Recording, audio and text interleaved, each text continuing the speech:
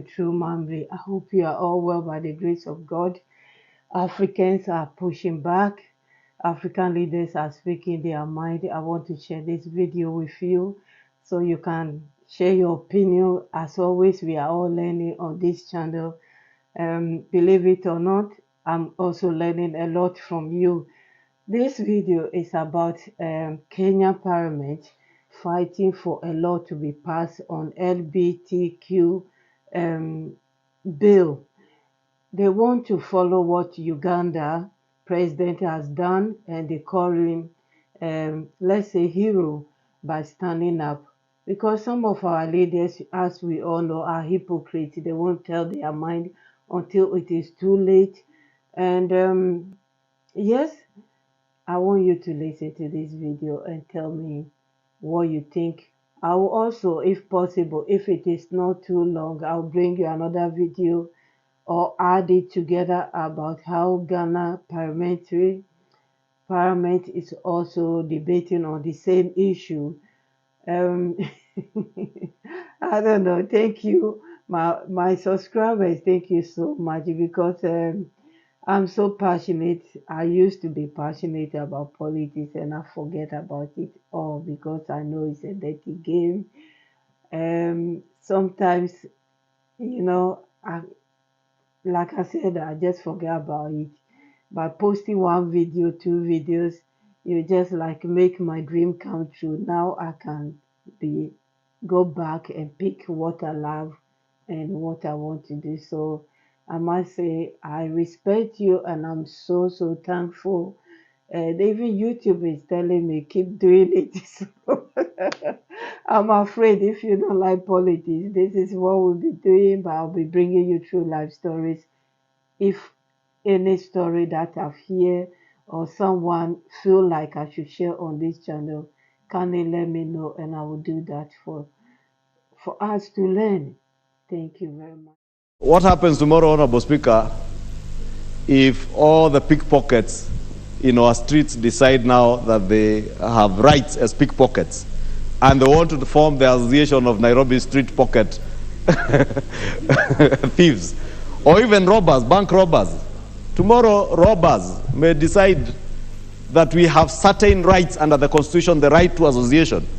But, Honorable Speaker, the Constitution also says that your rights are limited. The West has never been a moral authority. These are the people who came and enslaved us. And they came and colonized us. And they came and treated us like animals. And now they want to tell us to behave like animals. The next thing that's going to come up... Honorable Farah Maalim, which animals engage in homosexuality? No, you're right. I'm sorry. I withdraw that bit. I withdraw that bit in the interest and the respect for the animal kingdom. The animal kingdom never engages in that. God has created a man and a woman. It's there in all the Abrahamic scriptures. It's in Islam. It's in Christianity. It's in Judaism. If we allow them to take over our lives, we have allowed them for far too long for them to exploit us and to dehumanize us as human beings. On this, we will say no. If they're going to come up with the travel, what do you call restrictions, keep your country, keep your cultures, keep your nonsense to yourselves. And I'm talking to the West in this case here. It's also important to condemn those who come with these ideas. And this is why today we celebrate the president of Uganda, Yoweri Museveni. We celebrate the late Robert Mugabe of Uganda.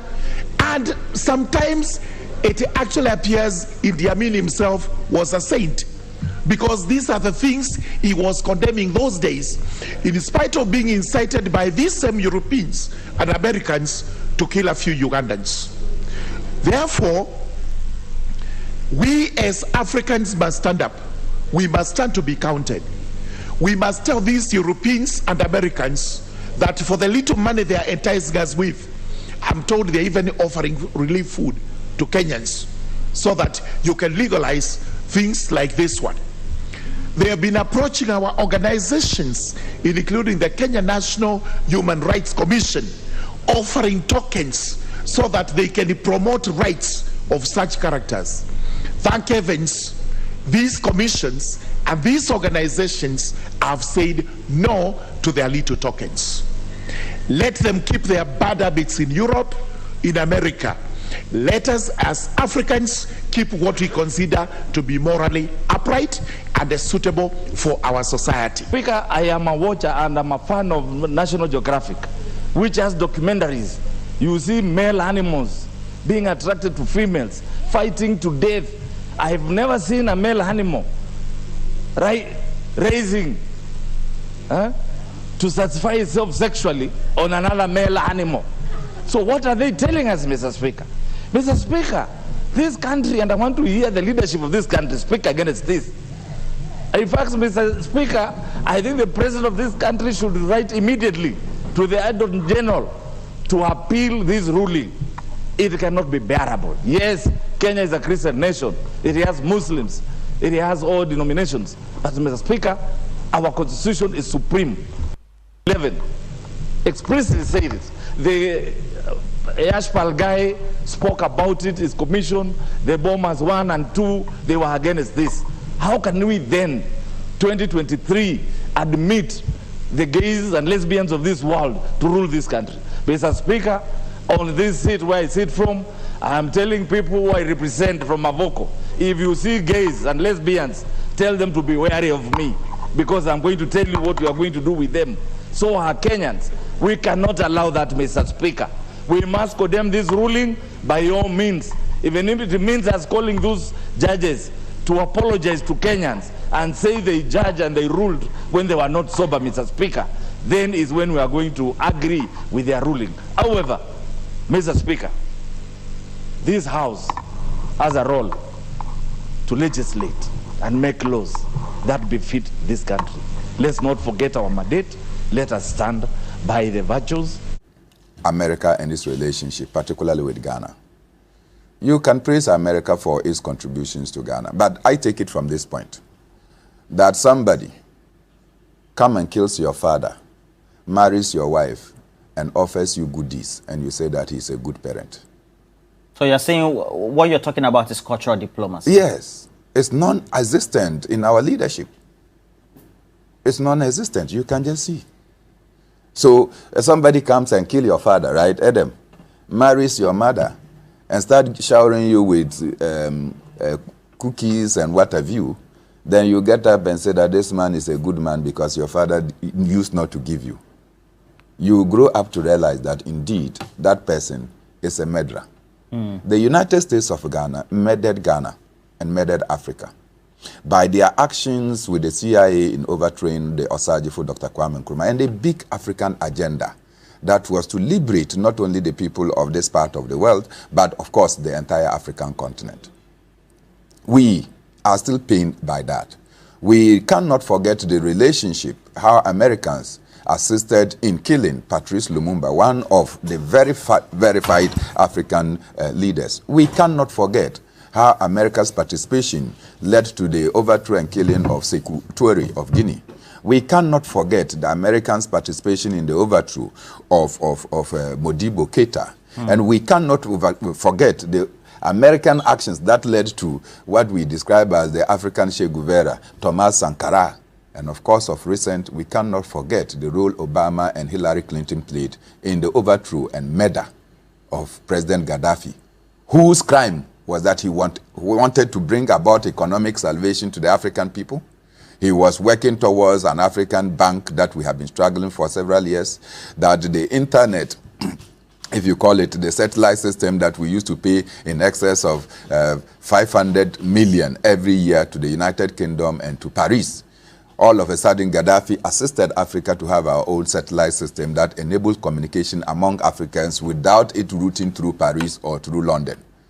All these things were seen as providing economic salvation for Africa, and therefore Gaddafi had to be killed. So when we are dealing with America, no matter what good things we are talking about, we must also be looking at these things that, look, we cannot forget our past, that you have contributed to deepen Africa in the current economic quagmire that we find ourselves. And it's important to note that.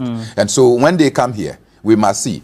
Second or third is this issue of imposing on us their queer culture.